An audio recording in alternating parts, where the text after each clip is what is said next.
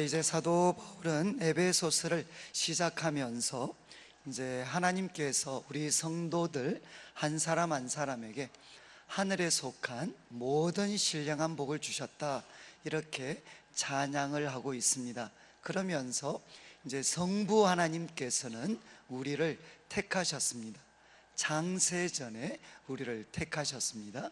그리고 또 성부 하나님께서는 우리를 예정하셔서 이제 무엇이 되게 하셨는가 하면 그분의 자녀들이 되게 하셨습니다.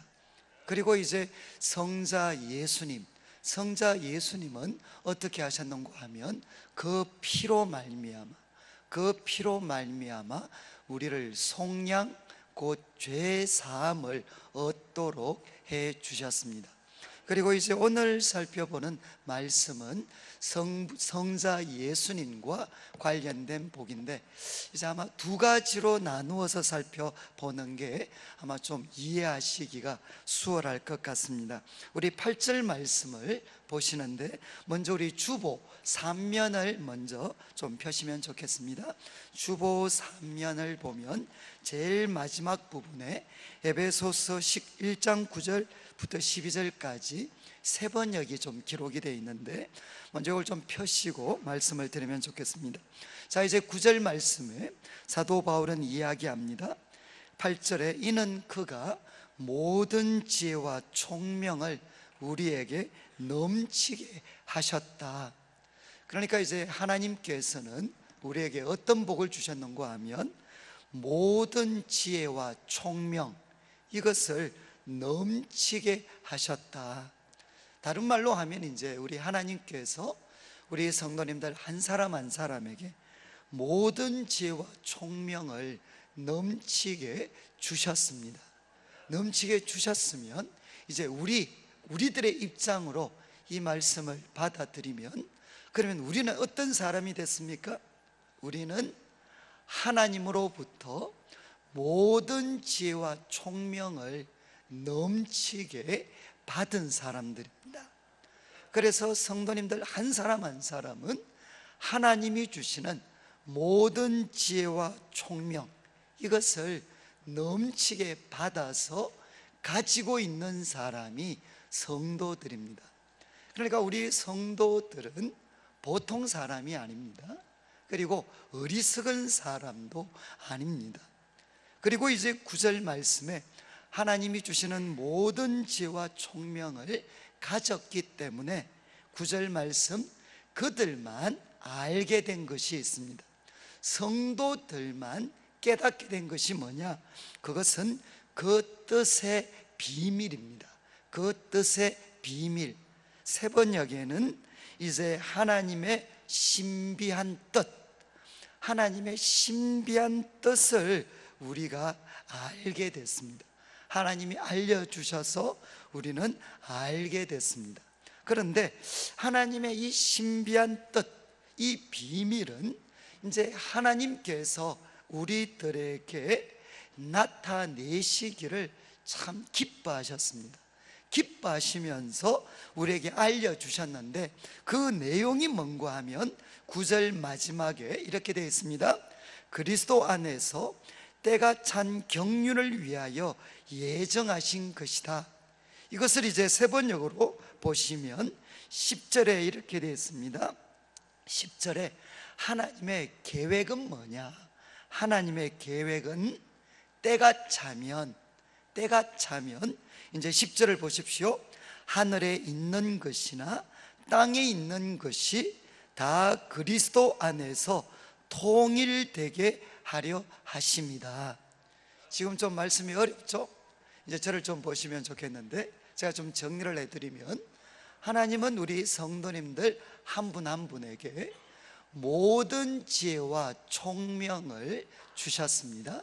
주셔서 이제 우리는 하나님의 뜻의 비밀, 하나님의 그 신비한 뜻을 우리는 알게 됐습니다. 그런데 하나님의 그 신비한 뜻, 그것은 뭔가 하면 때가 차면 어떤 일이 일어날 것이냐? 하늘에 있는 것이나 땅에 있는 모든 것이 그리스도 안에서 통일되는 것, 이 일이 이 땅 가운데서 일어날 것이고, 이것은 미래에 일어날 일인데 이것을 누가 깨달아 알게 됐느냐? 우리 성도들이 알게 되었다는 겁니다. 저는 이제 우리 성도님들께서 예수님을 믿는다라는 것은 단순하게 예수님 교회 생활 잘해서 하나님이 주시는 복을, 세상적인 복을 누리고 죽으면 천국 가고, 이게 우리 신앙생활의 전부가 아닙니다. 지금 이제 사도 바울은 이야기합니다. 예수님을 믿는 사람은 하나님이 주시는 모든 지혜와 총명, 그것을 받아서 무엇을 깨닫게 됐느냐? 조금 거창하게 말씀드리면 하나님이 움직여 가시는 이 역사가 있습니다. 하나님이 움직여 가시는 이 역사, 이 역사의 비밀을 우리는 알게 되었다는 겁니다. 그런데 이 역사의 비밀, 이 역사의 비밀이라는 것은 앞으로 이 역사가 어디를 향해 가고 있는가, 이 역사가 어느 방향을 향해 가고 있는가 하는 것이 그 비밀인데, 여러분, 이 역사가 어디를 향해 가고 있겠습니까? 어디를 향해 가고 있느냐?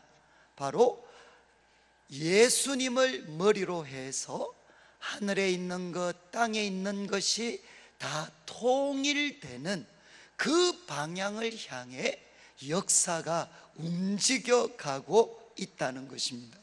이것은 비밀인데 이 비밀은 성도들만이 알 수가 있다는 겁니다.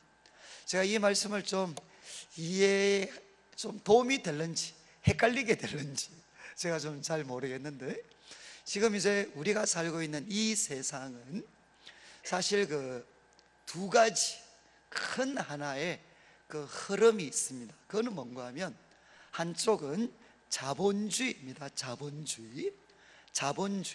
그래서 우리 이제 곧 지방선거가 있을 텐데 우파죠. 우파. 자본주의의 가르침을 정말 단순하게 말씀드리면, 역사는 어느 방향을 향해 가고 있느냐, 어느 방향을 향해 가고 있는가 하면 자본가가 주인이 되는 세상을 향해 역사는 가고 있다는 겁니다.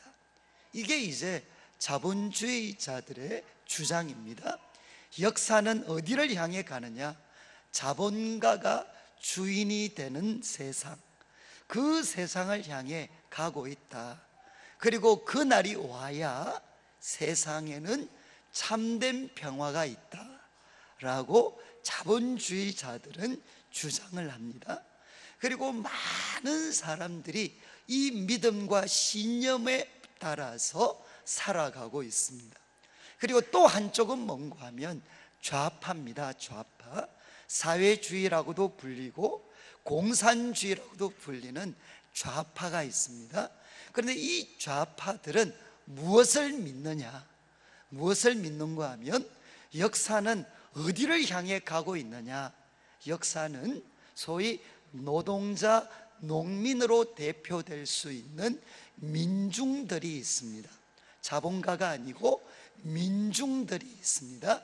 그들이 주인이 되는 세상, 그들이 주인이 되는 세상을 향해 역사는 움직여가고 있다. 과거 좌파 사람들은 이것을 역사의 법칙이라고 이야기를 했어요. 역사의 법칙에 따라서 역사는 어느 방향으로 가느냐? 민중이 주인이 되는 세상을 향해 가고 있다는 것입니다. 그렇게 되어야만 이 세상 가운데 참된 평화가 올 수 있다라고 그들은 믿고, 그리고 그렇게 살아가고 있습니다. 그런데 여러분, 우리 자본주의자들이 이야기하는 것처럼 자본가가 주인이 되는 세상이 오면 이 세상에 참된 평화와 행복이 있겠습니까? 이미 우리는 봤죠.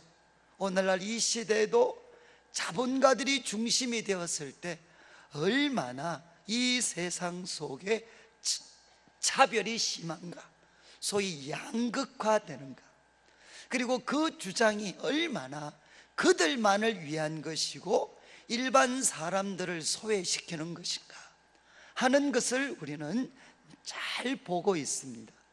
또 반대로 좌파 쪽 입장을 따르면 어떻게 되겠습니까? 그 과정에서 너무나도 많은 사람들이 희생을 당했습니다. 그리고 이미 공산주의 실험은 실패로 끝났다라고 해도 과언이 아닐 정도로 이제는 공산권이 붕괴되는 것들을 저희들은 보아왔습니다.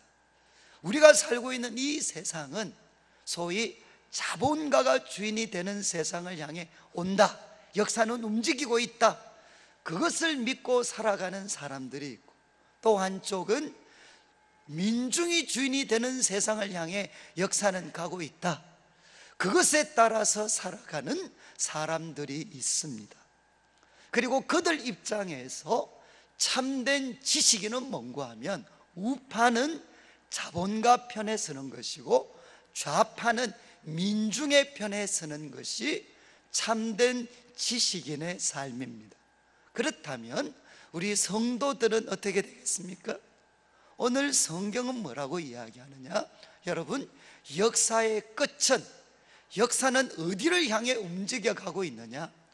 자본가가 주인이 되는 세상을 향해서 가는 것도 아니고 노동자, 농민, 민중이 주인이 되는 세상을 향해 역사가 가는 것도 아니고, 역사는 어디를 향해 움직이고 있느냐?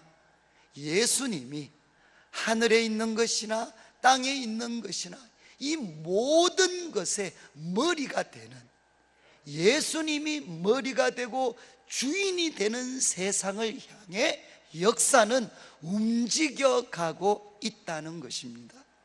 여러분, 이것이 성경의 가르침입니다.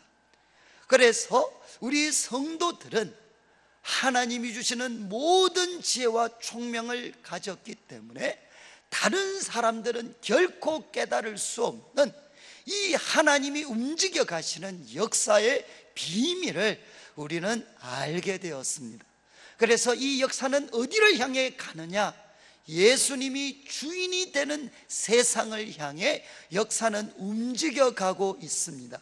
그렇기 때문에 오늘을 사는 우리는 어떻게 살아야 되겠습니까? 아직 예수님께서 하늘에 있는 것이나 땅에 있는 것의 머리로 명확하게 드러나지는 않았지만 오늘을 살고 있는 우리는 역사가 그쪽 방향을 향해 가고 있기 때문에 오늘을 사는 우리들은 세상은 비록 그것을 인정하지 않는다 할지라도 우리 삶의 모든 영역에서 바로 예수님이 머리가 되십니다 라는 고백을 가지고 그분이 기뻐하시는 삶을 실천하면서 오늘을 살아가야 된다는 겁니다. 이게 뭔가 하면 모든 지혜와 지식을 넘치게 받은 성도들의 삶이라는 겁니다. 저는 이제 우리 성도님들께서 조금 어려운 말씀인데, 에베소서의 주제가, 제가 지금 설명드렸던 게 바로 에베소서의 주제가 되는 말씀입니다.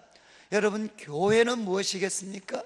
교회는 하나님을 아직도 인정하지 않는 이 세상 속에서 교회는 어떤 곳이냐?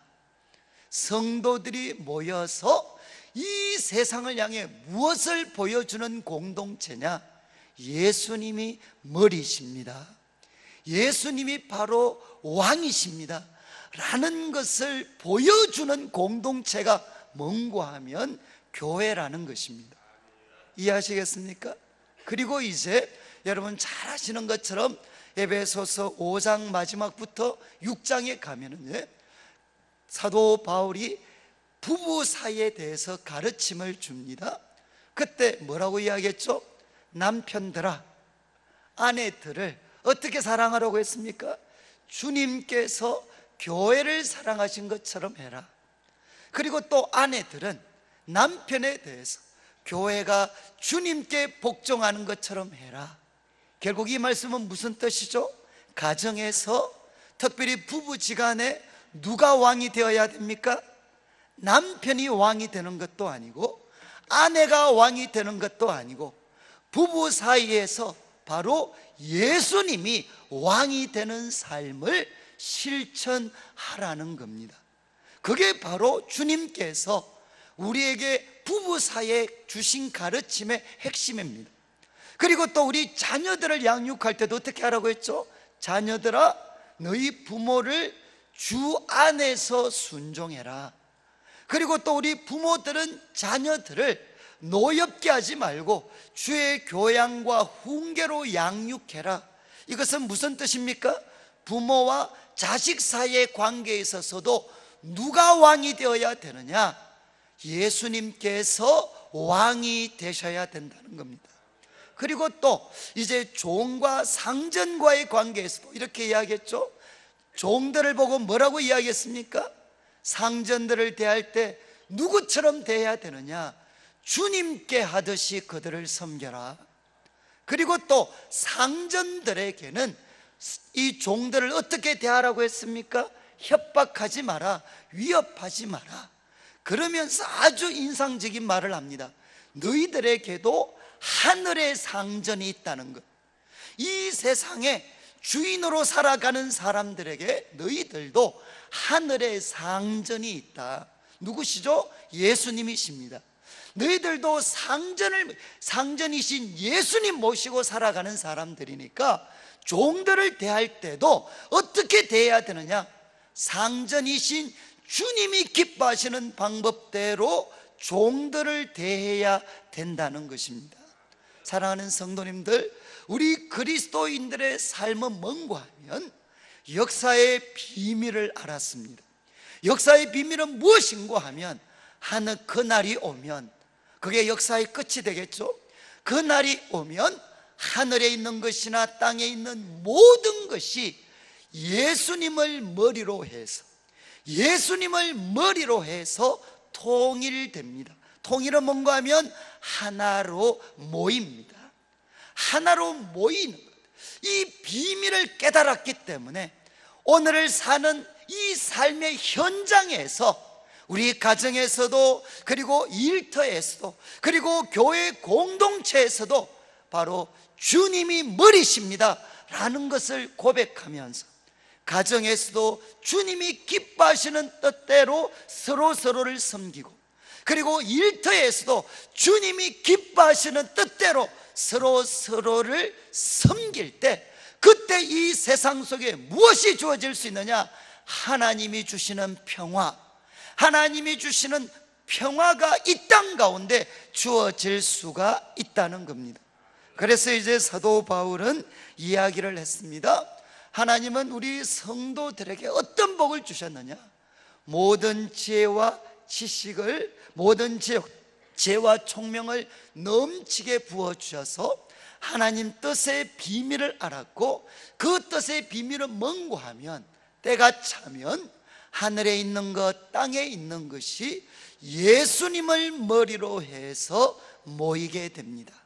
그래서 이 비밀을 깨달았기 때문에 우리 삶의 현장에서 예수님을 주인으로 모시고 살아가는 삶을 살아가는 자들, 그들이 누군가 하면 바로 성도들이라는 겁니다.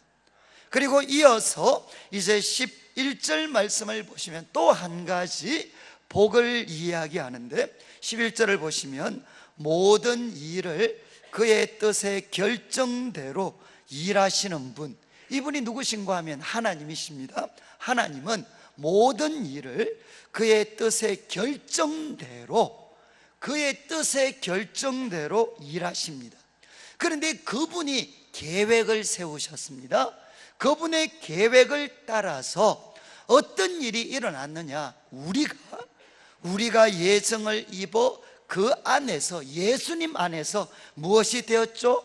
기업이 되었다는 겁니다. 자, 이제 성자 예수님을 통해 우리에게 주신 세 번째 복은 뭔가 하면, 성도된 우리가 하나님의 기업이 되게 하셨습니다. 근데 이 기업이라는 말은 굉장히 어려운 말입니다. 그래서 구약의 배경을 알지 못하면 이해하기가 힘든 말입니다. 이 기업은 소위 대기업, 중소기업 그런 기업이 아닙니다. 지금 성경에서 우리 성도들은 누구냐? 예수님을 통해 하나님의 기업이 되었습니다. 그런데 이 기업은 이제 구약 성경에 우리 이스라엘 백성들이 가나안 땅을 정복했습니다. 가나안 땅을 정복한 다음에 그 정복한 땅을 12지파에게 나누어 주었습니다. 어떤 방법으로 나누어 주었습니까? 하나님의 도우심을 통해 그 땅을 정복하고 그 땅을 어떻게 12지파에게 나누어 주었느냐? 지도를 그려오게 해서 12개 지역을 다 구분을 하고 그 다음에 지파의 대표들이 와서 제비를 뽑았습니다. 제비를 뽑아가지고 그들 한 지파 한 지파에게 하나님이 그들에게 주신 땅을 할당해 주었습니다. 그래서 제비 뽑기를 통해 하나님께서 그들의 땅으로 할당해 주신, 그들의 것으로 할당해 주신 땅, 그 땅이 뭔고 하면 기업입니다. 기업. 이해하시겠습니까? 그래서 이스라엘 백성들에게 땅은 뭔고 하면 이것은 하나님이 주신 기업입니다. 하나님이 주신 기업. 누구도 이 땅을 빼앗아가거나 없앨 수가 없습니다. 하나님이 주셨습니다. 그래서 조상으로부터 물려받아서 그들이 열심히 개발해서 그것을 통해서 먹고 살고, 그리고 그 땅을 또 가장 귀한 유산으로 후손들에게 물려주었습니다. 이게 뭔가 하면 기업입니다. 자, 그런데 이제 좀 있으면 자막이 2개가 나올 텐데 신명기 32장 9절을 보면 이런 기업이라는 이미지를 이제 구약 성경은 어디에 적용시키느냐? 이스라엘 백성들 한 사람 한 사람에게는 하나님이 그들에게 정해 주신 기업이 있었습니다. 그런데 이것처럼 이제 그러면 하나님의 기업, 하나님의 기업은 뭐겠습니까? 바로 이스라엘 백성들이라는 겁니다. 그래서 지금 자막에 나와 있는 이 신명기 32장 9절을 보면 여호와의 분깃은 자기 백성이다. 야곱은 그가 택하신 기업이로다. 그러니까 이스라엘 백성들이 뭔고 하면 하나님이 택하신 기업이라는 겁니다. 하나님의 가장 귀한 재산, 하나님의 가장 귀한 재산이 누군고 하면 바로 이스라엘 백성들이다. 그리고 이제 시편 33편 12절, 12절에도 똑같은 말씀을 합니다. 우리 두 번째 자막이 나오는데 제가 한번 읽어드리겠습니다. 여호와를 자기 하나님으로 삼은 나라, 여호와를 자기 하나님으로 삼은 나라, 곧 하나님의 기업으로 선택된 백성은 복이 있도다. 그러니까 성경은 이스라엘 백성들 보고 뭐라고 이야기했느냐? 하나님의 기업으로 선택된 백성들이다, 이렇게 이야기를 했습니다. 그런데 이제 사도 바울은 이런 배경 속에서 우리 성도님들 한 사람 한 사람을 뭐라고 이야기합니까? 하나님의 기쁘신 뜻 가운데 이제 오늘날 하나님의 기업은 누구냐? 바로 예수님을 믿는 성도들 한 사람 한 사람이 하나님의 기업이 되었다는 겁니다. 사랑하는 성도님들, 이제 한번 생각하셔야 됩니다. 이스라엘 백성들에게 그들에게 이제 기업이 되는 땅을 한 사람 한 사람에게 줬습니다. 그러면 그 기업인 땅을 이제 이스라엘 백성들은 어떻게 하겠습니까? 열심히 경작하겠죠. 열심히 경작해서 거기에서 풍성한 수확을 얻기도 하고 또 그 땅을 아주 아름답게 가꾸기도 합니다. 그러니까 기업은 뭔가 하면 그 기업을 얻은 사람이 최선을 다해서 돌보고 가꿉니다. 거기서 풍성한 수확과 아름다운 것들을 거두게 됩니다. 그러면 우리는 누구냐? 하나님의 기업입니다.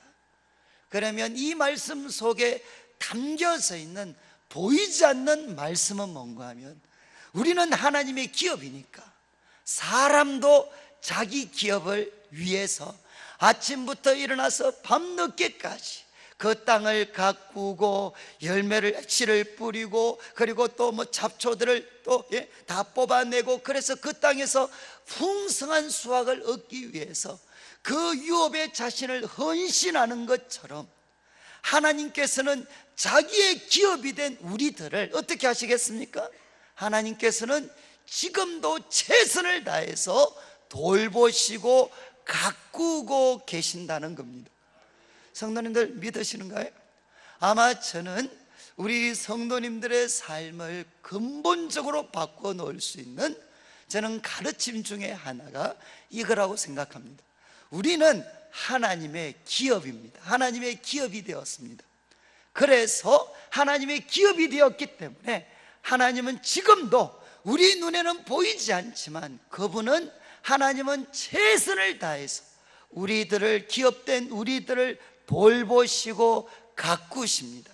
그래서 우리들의 삶을 통해서 풍성함, 그 풍성한 삶을 살 수 있도록, 그리고 우리들의 삶이 아름다워질 수 있도록, 그리고 우리들의 삶이 하나님 보시기에, 사람들 보기에 의롭고 거룩할 수 있도록 누가 지금도 돌보시고 가꾸고 계시느냐? 하나님이 돌보고 계신다는 겁니다.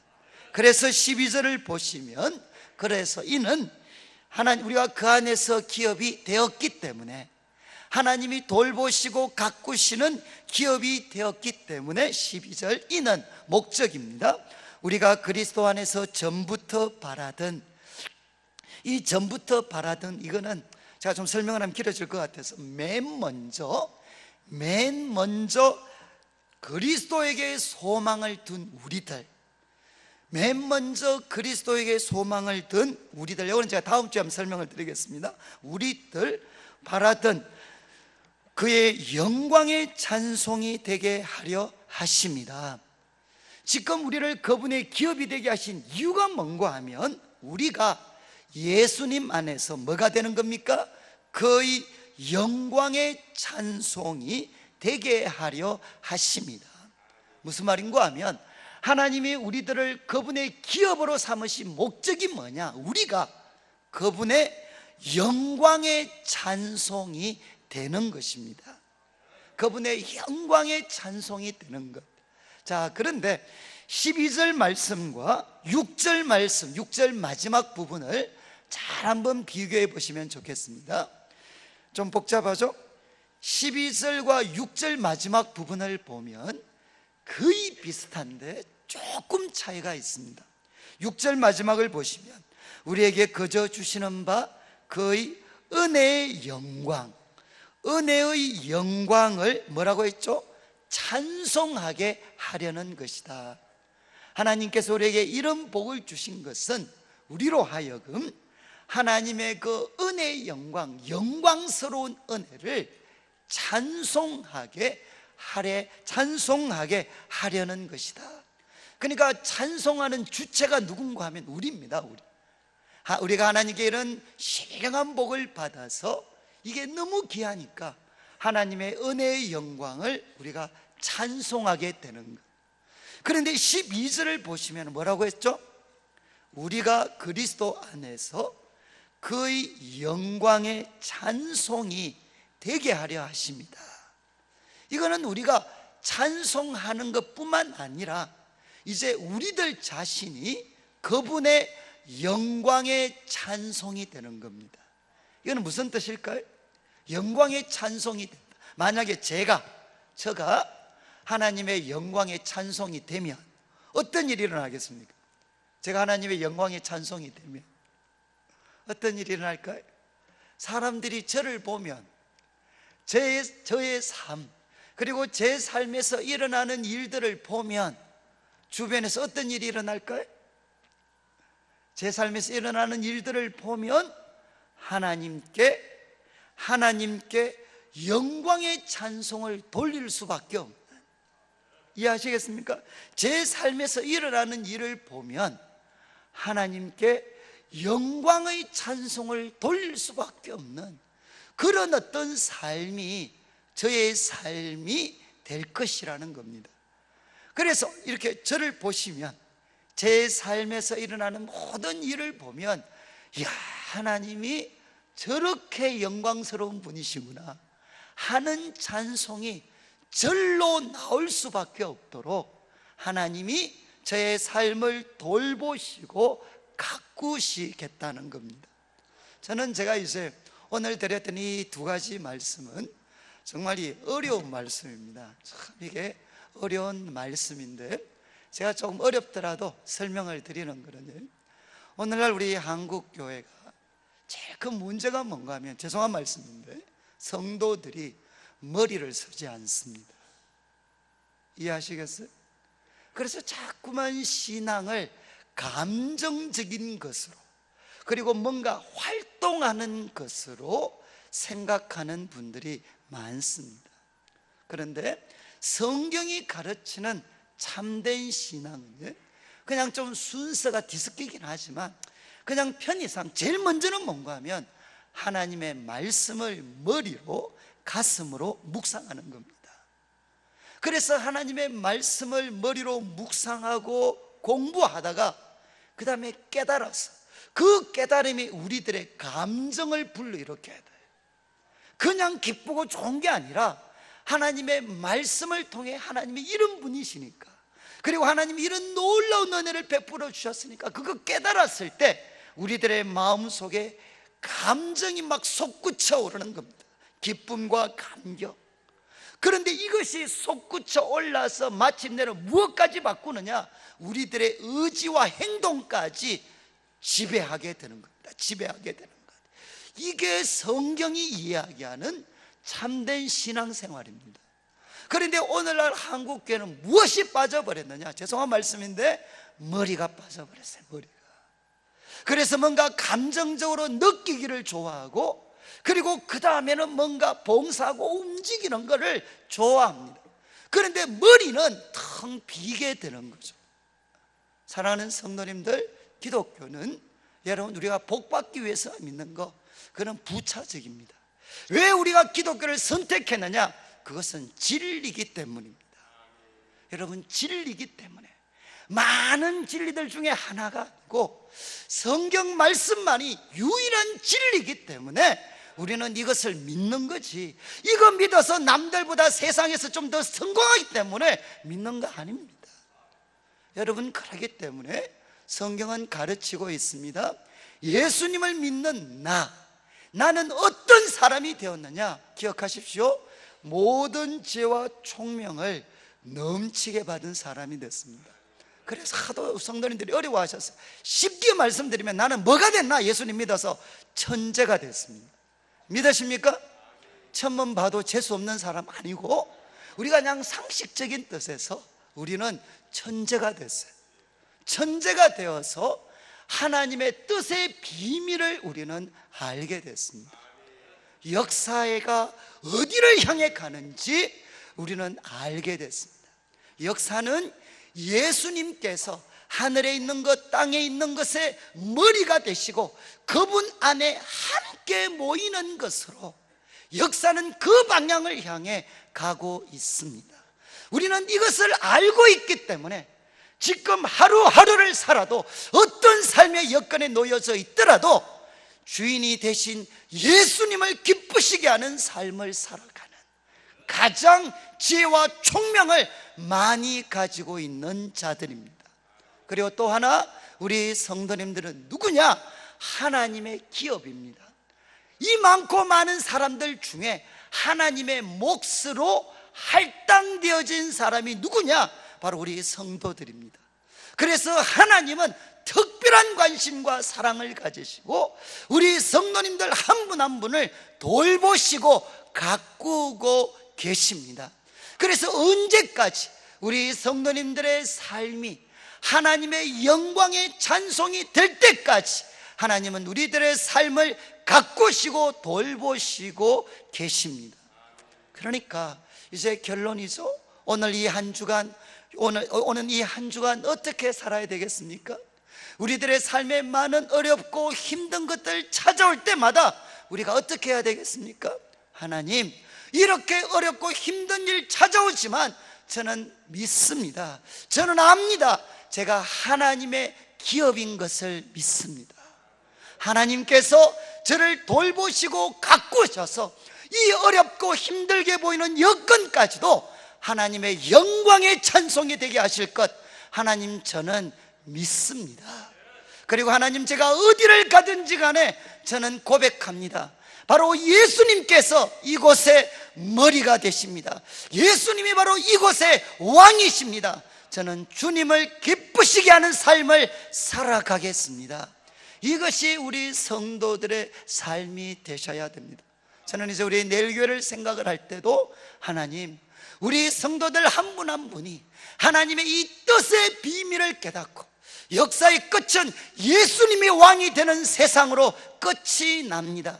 그날을 바라보면서 바로 이 우리 성도님들의 삶의 여건과 환경 속에 우리 주님을 머리로 고백하면서 그분을 기쁘시게 하는 삶을 살아가면 그들이 뭐가 되느냐? 하나님의 구속사의 주인공이 됩니다.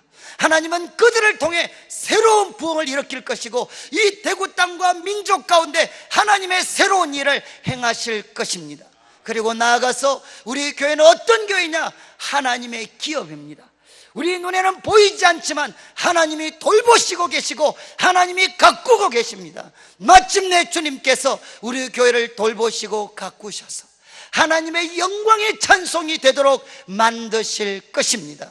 그래서 우리 개인의 삶과 그리고 교회 공동체 여러 가지 어렵고 힘든 일이 찾아올 때마다 이제 우리가 찬양을 부를 텐데 어떻게 해야 되느냐?